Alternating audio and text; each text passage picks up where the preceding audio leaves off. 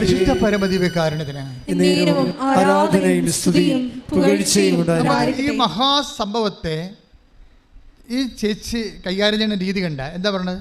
ഞാൻ പ്രത്യക്ഷയുടെ പ്രാർത്ഥന ചൊല്ലി അമ്മയോട് പറഞ്ഞിട്ടുണ്ട്, നിനക്ക് വേറെ ജോലി തരാൻ. നീ ആ പഴയ നിന്നെ ആ കപ്പലിൽ കയറ്റിയ ആളെ വിളിക്കാൻ പറയും. ഉടനെ ഈ കപ്പലിൽ കയറ്റിയ ആൾ പുറത്ത് നിൽക്കണില്ല. അയാളെ വിളിച്ചു പറഞ്ഞ സാറേ ഇവിടെ എനിക്കൊന്നും ചെയ്യിക്കണില്ല, എല്ലാം ഹിന്ദിക്കാരാണ്, എന്നെ എഞ്ചിൻ റൂമിൽ പോലും എനിക്ക് വർക്കിന് സഹകരണം കിട്ടണില്ല, എന്നെ അവർക്ക് അല്പം തെറ്റുമ്പോൾ അവരെൻ്റെ കഴുത്തെ കയറിയിട്ട് ഹിന്ദിയിൽ തെറി വിളിക്കണം, എനിക്കിവിടെ നിൽക്കക്കളിയില്ല, ഞാൻ എന്ത് ചെയ്യും എന്ന് ചോദിക്കും.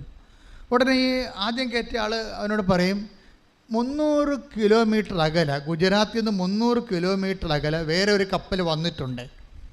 ഇവന് 300 കിലോമീറ്റർ അവിടെ നമ്മൾ ഇവിടെ കൂടി കേരളത്തിൽ പോണ പോലെ പോകാൻ പറ്റുക? ഒറ്റയ്ക്കേ ഉള്ളൂ പാവപ്പെട്ടവൻ. അപ്പോഴും അമ്മയോട് പറയും, അമ്മയെ 300 കിലോമീറ്റർ അകലൊരു കപ്പൽ വന്നിട്ടുണ്ടെന്ന് പറയണം, ഞാനെങ്ങനെ പോകും? ഞാൻ ഒറ്റയ്ക്ക്, എനിക്ക് സ്ഥലവും അറിയാൻ പാടില്ല, ഭാഷ്യം അറിയാൻ പാടില്ലെന്ന് പറയുമ്പോൾ അമ്മ പറയും, നിൻ്റെ കയ്യിൽ കാശ് രൂപയല്ലേ, സഞ്ചാരി മാതാവ്, അമ്മ കൂടെ വരുമെന്ന് പറയും. അപ്പോൾ ഇവന് ഉറപ്പാവും. കാര്യം എന്താണ്? ഇത് അഷ്വറൻസിലുള്ളതാ, കൂടെ വരുമെന്ന്.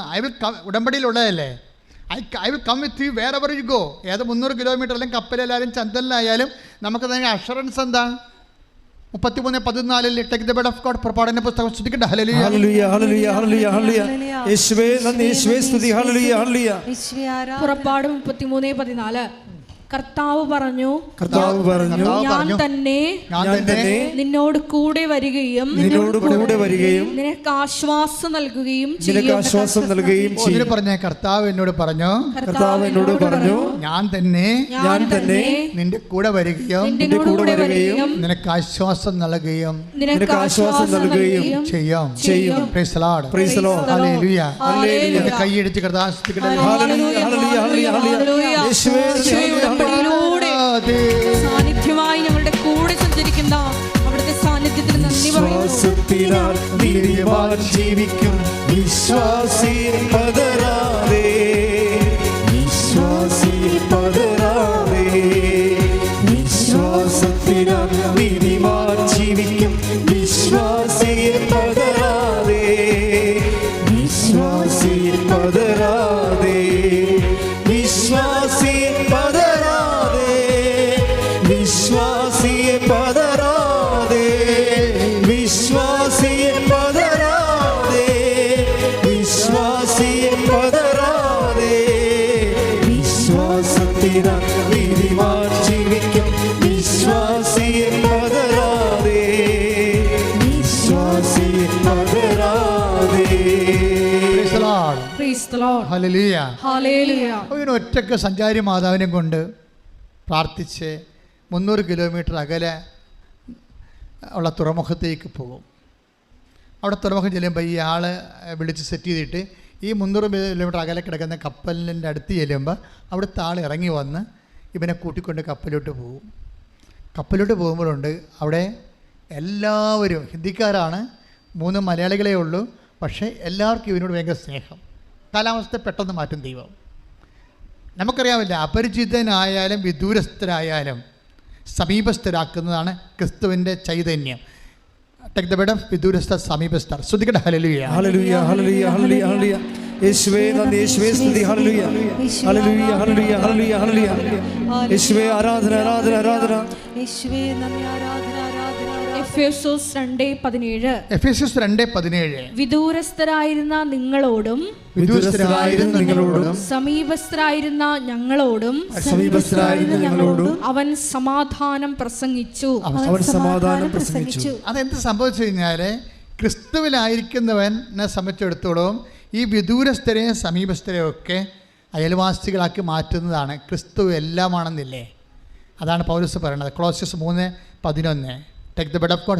Hallelujah. Hallelujah, hallelujah, hallelujah. Hallelujah, hallelujah, hallelujah, hallelujah, hallelujah. വിശ്വാസിയെ പതരാതെ, വിശ്വാസിയെ പതരാതെ, വിശ്വാസിയെ പതരാതെ, വിശ്വാസിയെ പതരാതെ, വിശ്വാസത്തിനാൽ നീതിമാൻ ജീവിക്കും വിശ്വാസിയെ പതരാതെ, വിശ്വാസിയെ പതരാതെ.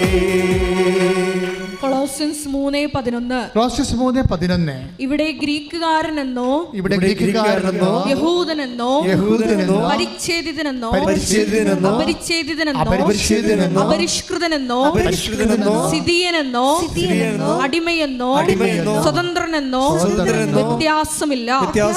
പിന്നെയോ ക്രിസ്തു എല്ലാമാണ്, എല്ലാവരിലുമാണ്. ക്രിസ്തു എല്ലാമാണ്, എല്ലാവരിലും.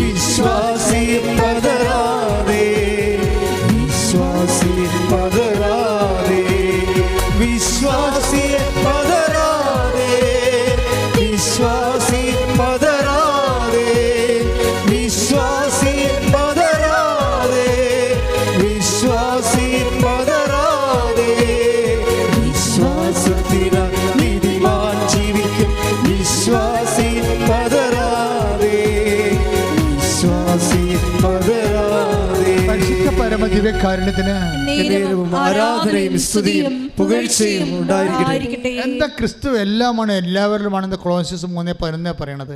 ദാറ്റ് മീൻസ് ക്രിസ്തു എല്ലാവരിലുമാണ്. അതിൻ്റെ അകത്ത് എന്താണ്? പാഴ്സീസ് ഉണ്ട്, ഗുജറാത്തീസ് ഉണ്ട്, മലയാളീസ് ഉണ്ട്. ക്രിസ്തു എല്ലാവരിലുമാണ്.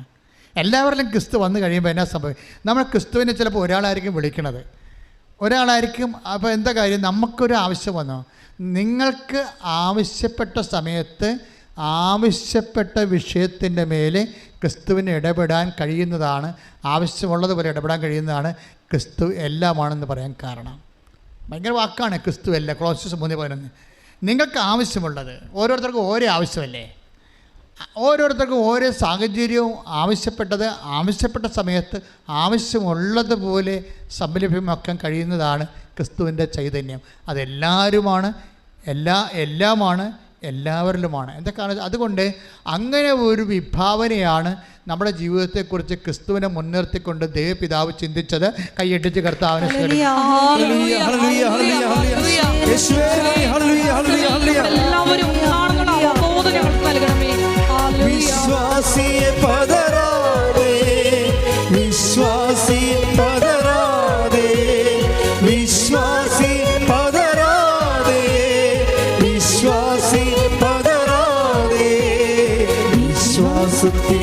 നീതിമാൻ ജീവിക്കും, വിശ്വാസി പതരാതെ, വിശ്വാസി പതരാതെ.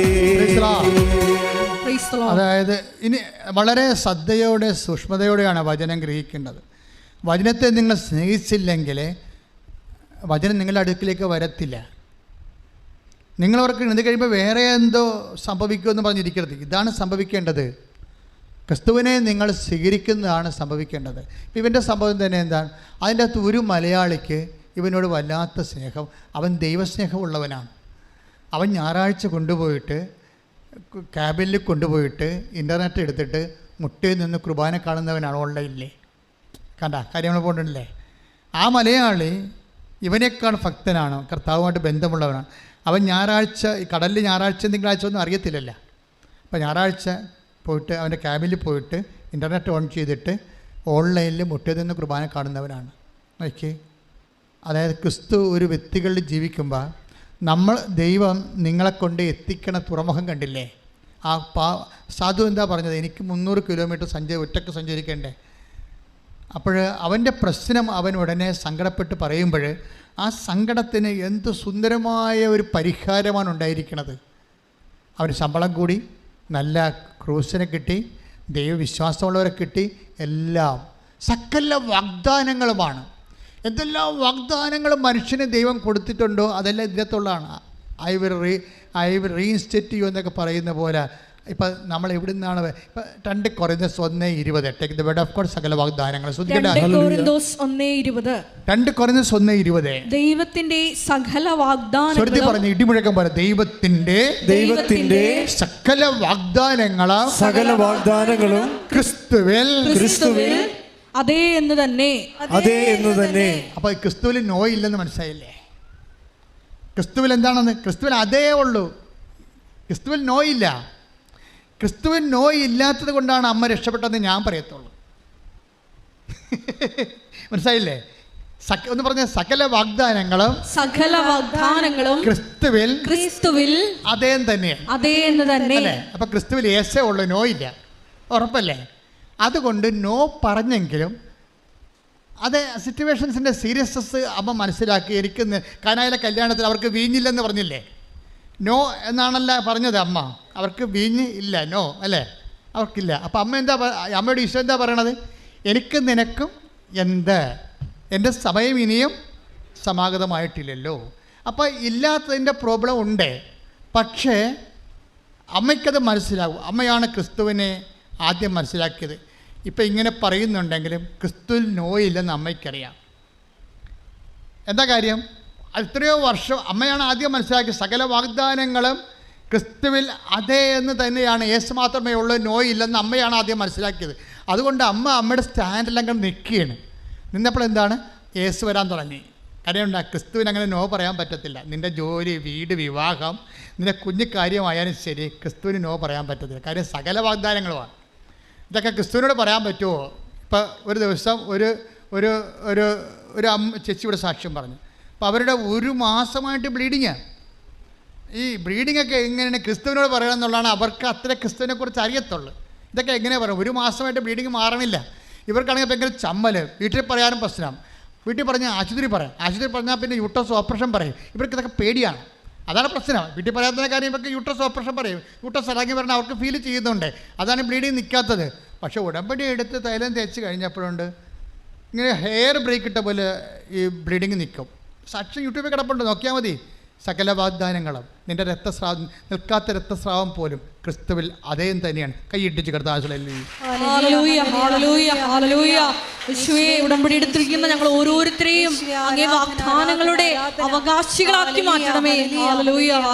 ഇതിന് വരുന്ന വിഷയം ഒന്ന് മനസ്സിലായില്ലേ? ഇപ്പൊ 2 കൊരിന്ത്യർ 1:20 ഏറ്റു പറഞ്ഞ സകല വാഗ്ദാനങ്ങളും ക്രിസ്തുവിൽ അതേ തന്നെയാണ് എന്ന് വെച്ചാൽ ദൈവ പൈതലെ നിന്നോടും എന്നോടും വചനം എന്താണ് പറയണത്? ക്രിസ്തുവിനോട് എന്തും ചോദിക്കാൻ. കൈയിടിച്ച് കർത്താൻ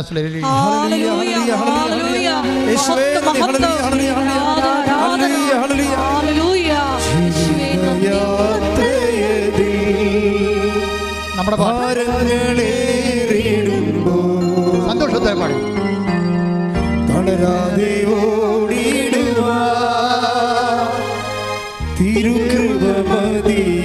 ശ്രദ്ധി പാടണേ. ജീവിതയാത്ര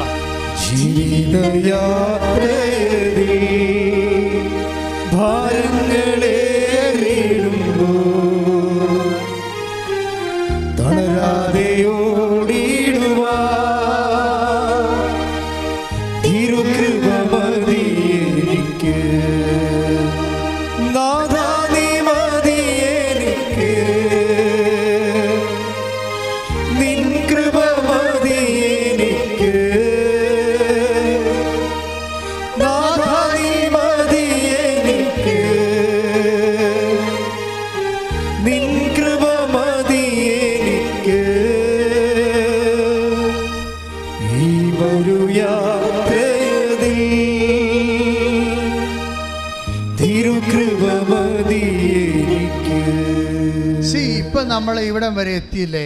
എങ്ങനെയാണ് ഹിന്ദിക്കാരനെ ഈ പയ്യനെ കൊണ്ട് ഹിന്ദി കപ്പലിൽ കയറ്റിയത്? സാക്ഷ്യത്തിൽ. അതായത് നിങ്ങൾ അറിയാത്തപ്പം, അവനറിയത്തില്ലല്ലോ. 300 കിലോമീറ്റർ അകലെ ഈ കപ്പലിന് വേറൊരു കപ്പൽ കിടക്കുന്നുണ്ട്, അവിടെയാണ് ഇവൻ്റെ ചോറെന്നുള്ളത് ഇവനെ അറിയത്തില്ല. അതാണ് പറയുന്നത്, നിങ്ങൾ അറിയാത്തപ്പം എനിക്കുണ്ട് എന്ന് വെച്ച് കഴിഞ്ഞാൽ ഈ മന്നയെക്കുറിച്ച് പറഞ്ഞതും ഒന്ന് വായിച്ചേ. മന്ന വായിച്ചേ. ശ്രുതികട്ടെ. ഹല്ലേലൂയ ഹല്ലേലൂയ ഹല്ലേലൂയ ഹല്ലേലൂയ ഹല്ലേലൂയ.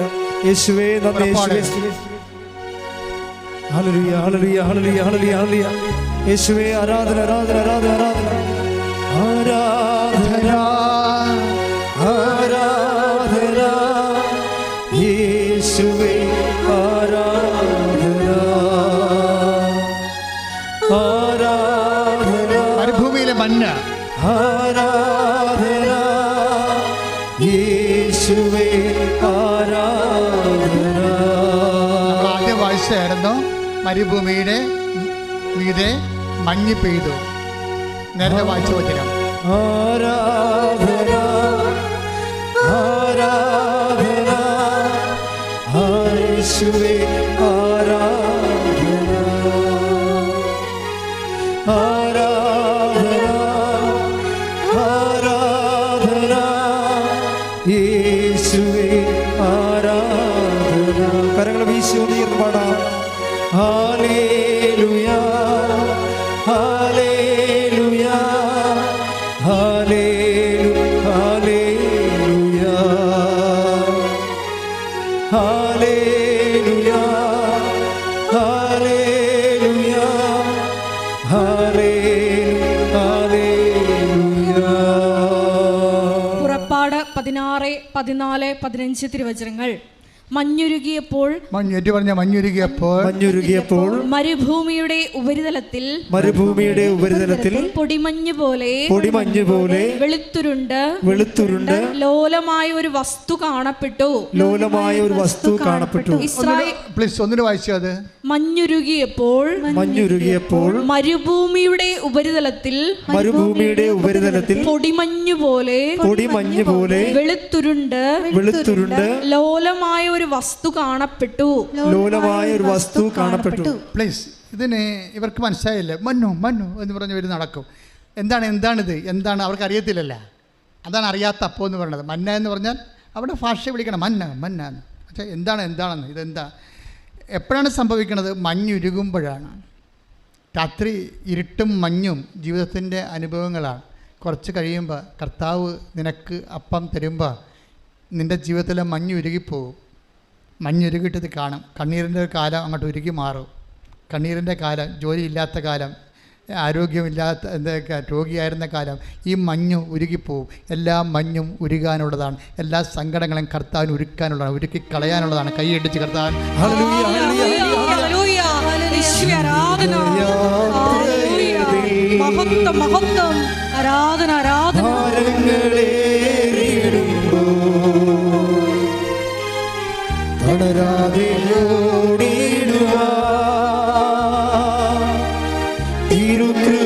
തിരുകൃപമതിയെനിക്ക്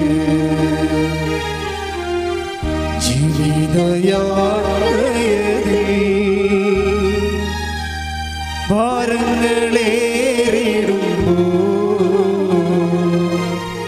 തളരാതെ ഓടിടുവാ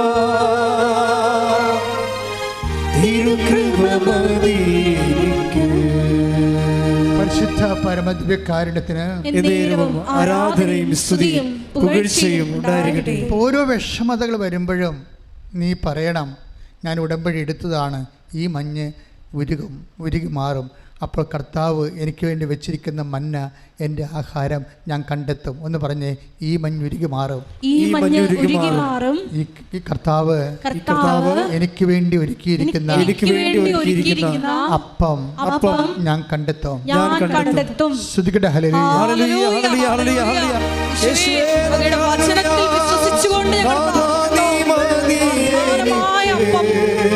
ധ്യാനത്തിൽ പങ്കെടുത്ത് പ്രാർത്ഥിക്കുന്ന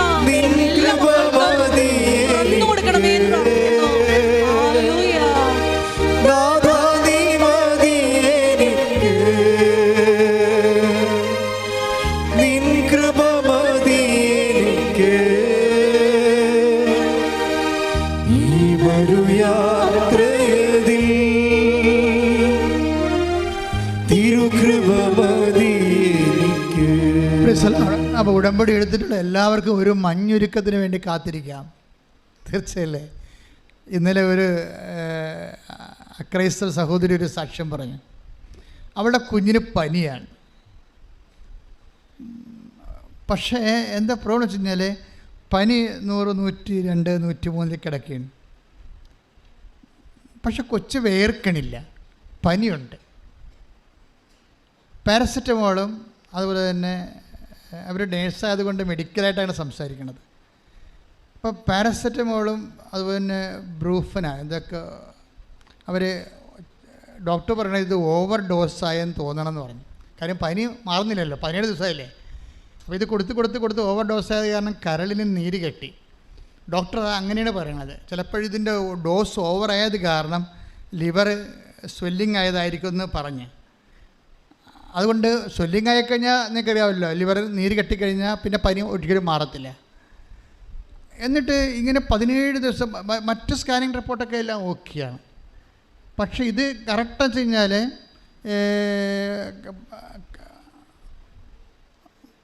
പ്രോട്ടീൻ ദഹിക്കാത്ത വിഷയങ്ങളുണ്ട് അതിനകത്ത്. പ്രോട്ടീൻ ദഹിക്കാത്ത അങ്ങനെ കുറേ പ്രശ്നങ്ങൾ അവർ പറയുന്നുണ്ടായിരുന്നു.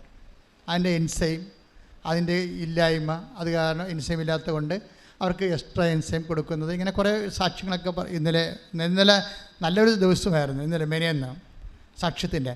പക്ഷേ ഈ 17 ദിവസം പനി മാറാത്ത കുഞ്ഞിനെ സംബന്ധിച്ചിടത്തോളം അവന് ഉടമ്പടി എടുത്ത്, ആദ്യം അവർ ഓൺലൈൻ ഉടമ്പടിക്ക് എടുത്തത്.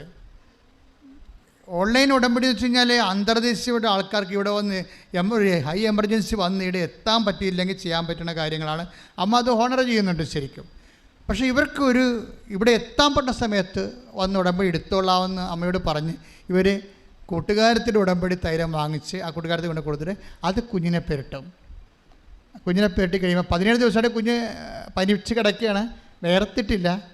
ഇത് പെരട്ടി അരമണിക്കൂർ കഴിഞ്ഞപ്പോൾ തന്നെ കാര്യം സത്യം പറഞ്ഞാൽ കുഞ്ഞിൻ്റെ കൂടെ കിടന്ന് ഉറങ്ങിപ്പോയെങ്കിൽ 1 മണിക്കൂർ കഴിഞ്ഞപ്പോൾ അമ്മയ്ക്കൊരു ഉണർച്ച വന്ന്. ഉണർച്ച വെച്ചാൽ ഇങ്ങനെ ഈ പനിയോട് അമ്മയ്ക്ക് മാനസികമായിട്ട് ഐക്യപ്പെട്ടെന്ന് തോന്നണം. ഇത് മാറത്തില്ല എന്നുള്ള ഒരു മാനസികാവസ്ഥയെ, കാര്യം എപ്പോഴും കൈവച്ച് നോക്കണമല്ല. അപ്പോൾ ഒരിക്കലും 17 ദിവസമായിട്ട് ഇങ്ങനെ കൈവച്ച് നോക്കിയിട്ട് ഇന്ന് വരെ പനി മാറിയിട്ടില്ല, എപ്പോഴും ചൂടാണ്. അപ്പോൾ അതുകൊണ്ട് ആ ഒരു സംഭവം തന്നെ അമ്മ ഈ കൈവച്ച് നോക്കണ ഏർപ്പാട് നിർത്തി. അവർ കിടന്ന് കൊച്ചിൻ്റെ കൂടെ ഉറങ്ങുകയാണ്. പക്ഷേ 1 മണിക്കൂർ കഴിഞ്ഞപ്പോൾ അവർക്ക് ഉണർച്ച വന്നപ്പോൾ അയ്യോ ഉടമ്പടി തൈലം തേച്ചതാണല്ല, ഒന്ന് നോക്കിയേക്കാം, അതിൻ്റെ കൊച്ചു വെട്ടി വേർതിരിക്കണം. അതായത് അമ്മ ഇത് രണ്ടും കൽപ്പിച്ചിറങ്ങിയിരിക്കുകയാണ് സത്യമായിട്ടും.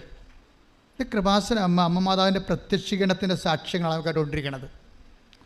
അമ്മയുടെ പ്രത്യക്ഷീകരണം സഭ ഏറ്റെടുക്കുന്നവരെ സാക്ഷ്യത്തിന് ഒരു പഞ്ഞുമില്ല, അത് എടുക്കണവരെ സമം പോകും. അതെന്താ അങ്ങനെ പറയാൻ കാരണം എന്താ പറയുക? കഴിഞ്ഞ ദിവസം ഒരു കോളേജ് പ്രൊഫസർ, മെനിയെന്നൊരു കോളേജ് പ്രൊഫസർ, ചെറുപ്പക്കാരൻ ചുള്ളൻ, ഇവിടെ ഒന്ന് ഒരു സാക്ഷ്യം പറഞ്ഞു. എനിക്ക് ഇഷ്ടപ്പെട്ടായിരുന്നു സാക്ഷ്യം എന്ന് വെച്ചാൽ അങ്ങേര് അമ്മയോട് പറഞ്ഞു, അമ്മേ കല്യാണം കഴിച്ചിട്ടില്ല, പണിയില്ലേ, നോക്കി ഉള്ളതുപോലെ പറയണം. ദൈവത്തോടൊക്കെ പറയണത് അങ്ങനെയാണ്, നമ്മുടെ സ്വന്തം പോലെ പറയണം. അതൊരു ദൈവസ്നേഹമാണ്, അതൊരു വിശ്വാസമാണ്. അല്ലാതെ നമ്മൾ ദൈവത്തോട് പറയുന്നത് സാങ്കേതികമായിട്ടൊന്നും പറയാം. അമ്മേ കല്യാണം കഴിച്ചിട്ടില്ല, പെണ്ണ് കിട്ടത്തില്ല, ജോലിയില്ലെങ്കിൽ, അതാണ് പ്രശ്നം. ഉള്ളതുപോലെ. അപ്പോൾ ഉടനെ അവന് ഉടമ്പടി എടുത്ത് ഇവിടെ നിൽക്കുന്ന സമയത്ത് തന്നെ അവൻ്റെ മൊബൈലിൽ അമ്മ ഒരു ലിങ്ക് ഇട്ട് കൊടുത്തു. കോളേജിലേക്ക് ഇൻ്റർവ്യൂ വിളിച്ചിരിക്കുകയാണ്. കോളേജിലേക്ക് ഇൻ്റർവ്യൂ വിളിച്ചിരിക്കുകയാണ്. ഉടനെ ഇവിടുന്ന് തന്നെ നേരെ കോളേജ് ഇൻ്റർവ്യൂവിന് പോയി. ആ കളമശ്ശേരി സെൻറ്റ് പോൾസിൽ ചെന്നപ്പോൾ അവനെടുത്ത് അവിടെ പ്രൊഫസറുടെ എടുത്ത് ബിബോക്കിൽ പ്രൊഫസറായിട്ട് എടുത്ത്. അതൊരു പുതിയ കോഴ്സാണ്. അപ്പോൾ മാനേജർ പറഞ്ഞ് 8000 രൂപയെ കിട്ടത്തുള്ളൂ കേട്ടോ, ഇതൊരു പുതിയ കോഴ്സാണ്, ഇത് സ്വയാശ്രയം മോഡലിൽ ചെയ്യുന്നതാണ്, കുട്ടികളിൽ നിന്ന് പിരിച്ചു വേണ്ടി നിങ്ങൾക്ക് കാശ് തരാമെന്ന് പറഞ്ഞു. അപ്പോൾ ആ ജോലിക്ക് കയറി. ഏതായാലും ജോലി കിട്ടിയ കയറണമല്ല, ഒരു മര്യാദയല്ലേ, ദൈവം തന്നതല്ലേ, ഇവിടെ വെച്ച് അമ്മയുടെ മണ്ണി വെച്ച് വന്ന വിളിയല്ലേ, അപ്പം അമ്മ കൊടുത്തായിരിക്കുമല്ല. അപ്പോൾ അതിൻ്റെ അകത്ത് 8000 രൂപയ്ക്ക് അവന് പ്രശ്നമില്ല. എന്നിട്ട് അമ്മയുടെ പുറത്തിറങ്ങിയപ്പോൾ പറഞ്ഞു, ഞാൻ അമ്മ ഒരു കൊല്ലേ നിൽക്കത്തുള്ളൂ കേട്ടാ, അതാണ് ഞാൻ ഒരു കൊല്ലം, എനിക്ക് ഒരു കൊല്ലം 8000 രൂപ അമ്മ തന്ന ജോലി ആയതുകൊണ്ട് കയറണം, എനിക്കൊരു 40 രൂപയെങ്കിലും തരണം, അല്ലെങ്കിൽ എനിക്ക് ജോലി മുന്നോട്ട് കൊണ്ടുപോകാൻ പറ്റുകയില്ല. ഒരു 2 ആഴ്ച കഴിഞ്ഞപ്പോൾ മാനേജർ വിളിച്ച് ഈ ബിബോക്കുകാരെ എല്ലാവരെയും വിളിച്ച് പറഞ്ഞ് ഒരു എമൗണ്ട്, ഒരു ബൾക്ക് എമൗണ്ട് കേന്ദ്രത്തിൽ നിന്ന്, കേന്ദ്ര ഗവൺമെൻറ് നമുക്ക് തന്നിട്ടുണ്ട്, അതുകൊണ്ട് നിങ്ങളുടെ ശമ്പളം കൂട്ടുകയാണ് 43,000 രൂപയെന്ന്. എന്നെ നമ്മൾ എവിടെ ജീവിക്കണമെന്ന് പോലും അറിയാൻ പറ്റില്ല. അതായത് ഒരു വ്യക്തിയുടെ സ്വകാര്യ വിഷയങ്ങൾ അതിൻ്റെ മുഴുവൻ വെയിറ്റിങ്ങിനെ തൂക്കിയെടുത്തിട്ട് ആനുപാതികമായിട്ടാണ് ഹെൽപ്പ് ചെയ്യണത്. ആ പ്രൊഫസർ അമ്മയുമായിട്ട് വളരെ കമ്പനിയാണ്, ഭയങ്കര അടുപ്പമാണ്. അപ്പോൾ രാത്രി കിടന്നപ്പോൾ ഒരു സ്വപ്നം കണ്ട്. സ്വപ്നം ഇതാണ്, കൃപാസന മാതാവിൻ്റെ യഥാർത്ഥ കൃപാസന, ഇത് വിമലഹൃദയമാണ്. സഭ കൃപാസന മാതാവ് എന്ന് പറയുന്നത് ക്ലോക്കാണ്. ഇവിടെ പ്രത്യക്ഷപ്പെട്ടത് സമയഘടികാരം നെഞ്ചിൽ ചാർത്തിയ ക്ലോക്ക്, അത് സഭ അംഗീകരിക്കാനാണ് ഈ പ്രത്യക്ഷീകരണ പ്രാർത്ഥന നമ്മൾ ചൊല്ലണത്. അംഗീകരിക്കണ വരെ നമ്മൾ ചെല്ലുകയും അതുവരെ അമ്മ അടയാളം കാണിച്ചുകൊണ്ടേയിരിക്കും. അപ്പോൾ അതാണ്. അപ്പോൾ ഈ പ്രൊഫസർ കിടന്നുറങ്ങിയപ്പോൾ വത്തിക്കാൻ്റെ പ്രധാന അൾത്താരയിൽ മുകളിൽ സമയഘടികാരം നെഞ്ചിൽ ചാർത്തിയ കൃപാസന മാതാവ്, താഴെ മാർപ്പാപ്പ നിന്ന് കുർബാന അർപ്പിക്കുന്നത്. ഇത് ഒരു രാത്രിയിൽ ആ മനുഷ്യൻ കണ്ടൊരു സ്വപ്നമാണിത്. നമ്മൾ സ്വപ്നം കാണത്തില്ലേ? ഇപ്പോൾ കഴിഞ്ഞ ദിവസം ഒരു സ്വപ്നം, ഭർത്താവും ഭാര്യയും ഒരേ സ്വപ്നം കണ്ടിരിക്കണം. അതെങ്ങനെയാണ് സാധിക്കണത്? ഭർത്താവും കിടന്നുറങ്ങണം, ഭാര്യയും കിടന്നുറങ്ങണം, ഇവർ രണ്ടുപേരും ഒരേ സ്വപ്നം കണ്ടിരിക്കണം. അപ്പോൾ ഇതിങ്ങനെ പാരലായിട്ട് ഇൻ്റർനെറ്റ് കണക്ഷൻ വെച്ചിരിക്കുകയാണ് ഇപ്പോൾ സ്വപ്നത്തിന്. നമുക്കിതൊന്നും വിശദീകരിക്കാൻ പറ്റണില്ല. ആ സാക്ഷ്യങ്ങളൊന്നും കേട്ടേ, ഭർത്താവും ഭാര്യയും ഒരേ ദിവസം ഒരേ രാത്രി ഒരേ സമയം ഒരേ സ്വപ്നം കണ്ടിരിക്കണം. ഇതെന്ന് വെച്ച് കഴിഞ്ഞാൽ നമ്മുടെ കയ്യിൽ നിന്ന് അങ്ങോട്ട് വിട്ടുപോവുകയാണ്. ദൈവം കൽപ്പിച്ചു കൂട്ടി ഇറങ്ങി തൻ്റെ ജനങ്ങളുടെ കണ്ണുനീരൊപ്പുന്ന അതിശാസ്ത്രീയമായ ഒരു കാലം. ശ്രദ്ധിക്കട്ടെ.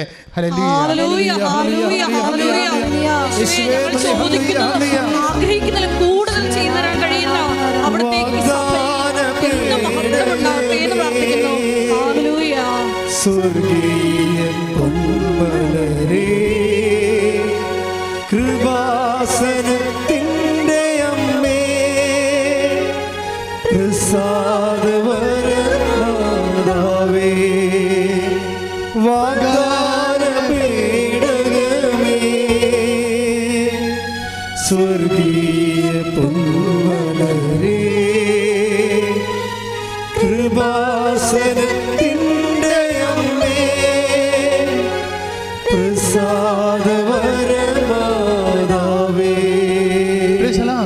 ഇപ്പോൾ എല്ലാം നിൻ്റെ സ്വപ്നങ്ങളും നിൻ്റെ ആവശ്യങ്ങളും എല്ലാം ദൈവത്തിൻ്റെ കയ്യിലുണ്ട്. മഞ്ഞുരുകുമ്പോൾ മഞ്ഞ കാണാം. അതാണ് ഇന്നത്തെ ഏറ്റവും വലിയ വെളിപാട്, അല്ലേ? അതിപ്പോൾ ഈശോ തന്നതാണ്. മഞ്ഞുരുകുമ്പോൾ നിൻ്റെ മഞ്ഞ് ഞാൻ ഒരുക്കും, അപ്പോൾ നീ മഞ്ഞ കാണും. അതാണ് കോളേജ് പ്രൊഫസർ സംഭവിച്ചത്. ഈ മഞ്ഞയാണ് കലശത്തിലെ കൃപാസനത്തിൻ്റെ ഉള്ളിലിരിക്കുന്നത്. എന്നുവെച്ചാൽ നിൻ്റെ ജീവിതത്തിൻ്റെ സ്വപ്നം കർത്താവ് വാഗ്ദാന പേടകത്തിൻ്റെ ഒരു പ്രൊവിഷനാക്കി, സാധ്യതയാക്കി മാറ്റിയിരിക്കുന്നു. കൈയടിച്ച് കർത്താവിനെ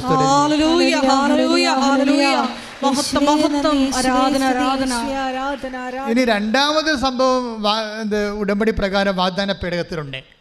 അതെന്താണെന്ന് നോക്കാം. അതെന്താണ്? അത് ഹെബ്രായർ 9:14 എടുത്ത് ശ്രദ്ധിക്കട്ടെ. ഹല്ലേലൂയ, ഹല്ലേലൂയ, ഹല്ലേലൂയ, ഹല്ലേലൂയ, ഹല്ലേലൂയ. മന്ന വെച്ചിരുന്ന സ്വർണ്ണ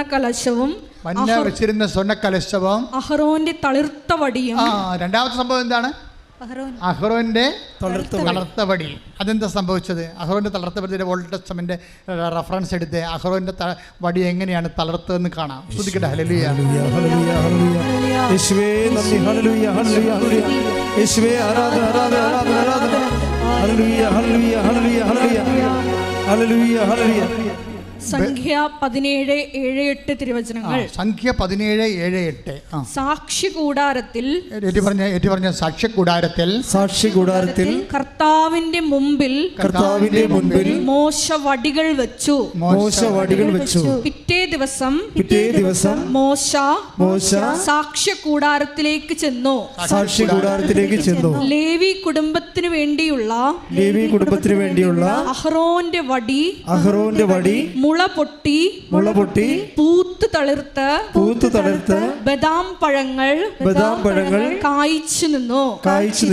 അഹ്റോന്റെ പൗരോഹിത്യത്തെ കുറിച്ച് സംശയം വന്നപ്പോഴേ മോസസിന്റെ ഭാര്യ കലാപക്കുഴ ഉയർത്തി, അഹ്റോൻ പുരോഹിതനല്ല, അയാളുടെ പോലെ കഴിവ് എനിക്കുണ്ട് എന്നും പറഞ്ഞുകൊണ്ട് അപ്പോൾ വനിതാ പൗരോഹിത്യത്തിന് വേണ്ടി മോസസിന്റെ ഭാര്യ കലാപക്കുഴ ഉയർത്തി. പക്ഷേ എന്താ പറഞ്ഞാൽ ആ കാലങ്ങളിൽ തന്നെ അഹ്റോന് കൊടുത്തിരുന്നത് വരവാണ്, പൗരോഹിത്യ വരമാണ്. ആ ലേവ്യ ഗോത്രത്തിലുള്ളതാണ്. അപ്പോൾ ആ വരം ദൈവം തിരിച്ചെടുത്തില്ല. അപ്പോൾ മോസസ് വൈഫിനെ തള്ളിക്കളയരുത്, കാരണം കുടുംബകലഹം ഉണ്ടാവും, അല്ലേ? അമ്മായിയപ്പൻ ജത്രോയൊക്കെ കാല് വാരുകയാണെങ്കിൽ പിന്നെ പണിയായിരിക്കും. അപ്പോൾ അമ്മായിയപ്പനും ഒപ്പിക്കണം, വൈഫിനും ഒപ്പിക്കണം, മാനുഷികമായ കുറേ ഒപ്പിക്കലിന് വന്നപ്പോൾ മോസസ് ഉപ്പുപ്പം കടത്തിലായി.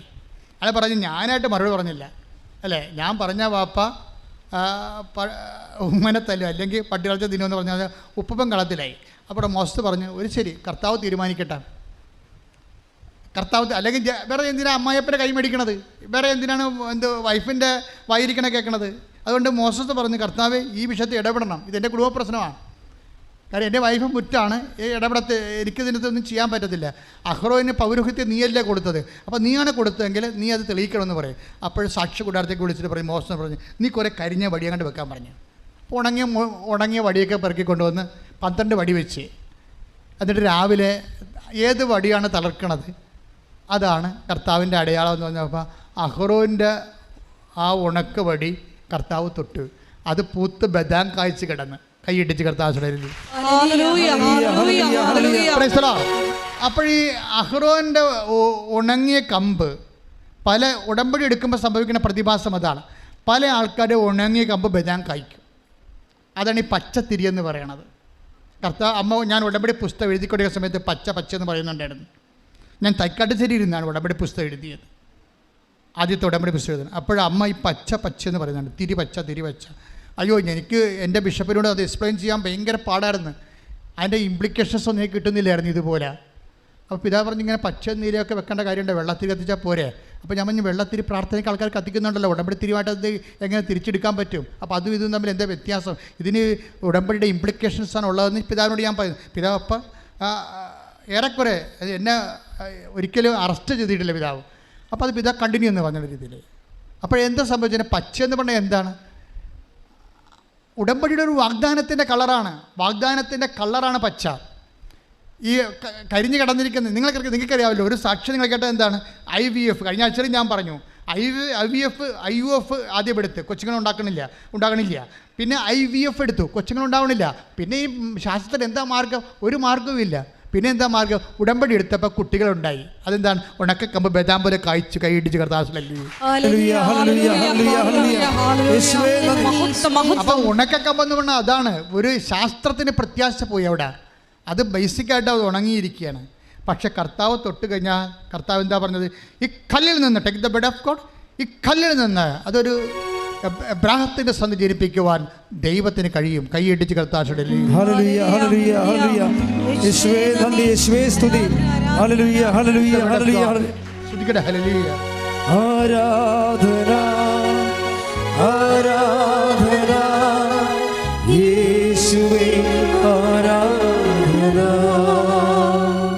മത്തായി 3:9 ഞങ്ങൾക്ക് പിതാവായി അബ്രഹാം ഉണ്ട് എന്ന് പറഞ്ഞ് അഭിമാനിക്കേണ്ട.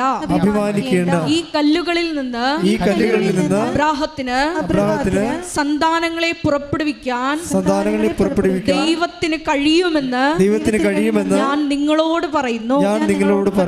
ഓർക്കേണ്ട ഒരു വിഷയം എന്താണ്? ദൈവത്തിന് എബ്രാഹാം പോലും വേണ്ടെന്നുള്ളതാണ്. എബ്രാഹത്തിൻ്റെ സന്തതികളെന്ന് വേണമെന്ന് പറഞ്ഞാൽ എബ്രാഹത്തിൻ്റെ രക്തത്തിലല്ലാത്ത കുഞ്ഞുങ്ങളെ എബ്രാഹത്തിൻ്റെ പേരിൽ പോലും ഈ കല്ലിൽ നിന്ന് ജനിപ്പിക്കാൻ കഴിയുന്നവനാണ് നിൻ്റെ ഉടമ്പടിയുടെ കർത്താവായിട്ട് നിൽക്കണത്. അപ്പോൾ ആ ഒരു ദൈവത്തിൻ്റെ സാധ്യത ചോര വിയർക്കുമ്പോഴും മരണം മണുക്കുമ്പോഴും കർത്താവ് മറക്കാതെ പ്രാർത്ഥിക്കുന്ന പ്രാർത്ഥനയുണ്ട്. Father, all thing is possible for you. Take the bed of God. പിതാവേ, അങ്ങേക്ക് എല്ലാം സാധ്യമാണ്. സ്തുതിക്കട്ടെ. ഹല്ലേലൂയ, ഹല്ലേലൂയ, ഹല്ലേലൂയ, ഹല്ലേലൂയ. യേശുവേ നന്ദി, യേശുവേ ആരാധന, ആരാധന. ഹല്ലേലൂയ, ഹല്ലേലൂയ, ഹല്ലേലൂയ, ഹല്ലേലൂയ, ഹല്ലേലൂയ. മർക്കോസ് 14:36 അവൻ പറഞ്ഞു ആബാ പിതാവേ, എല്ലാം അങ്ങേക്ക് സാധ്യമാണ്. അപ്പൊ ദൈവത്തിന്റെ അനന്ത സാധ്യതയിൽ നിന്ന് മരണം മണുക്കുമ്പോഴും ചോര വിയർക്കുമ്പോഴും കർത്താവ് പ്രഖ്യാപിക്കുന്ന ഒരു പ്രഖ്യാപനമുണ്ട്. എന്താണ്? ദൈവത്തിൻ്റെ അനന്ത സാധ്യത. ഉടമ്പടി കാലുറപ്പിച്ചിരിക്കുന്നത് ഈ ദൈവത്തിൻ്റെ അനന്ത സാധ്യത നമുക്ക് വാഗ്ദാനമായി തന്ന സുവിശേഷ ഭാഗ്യങ്ങളിലാണ്. കൈയിടിച്ച് കർത്താവ്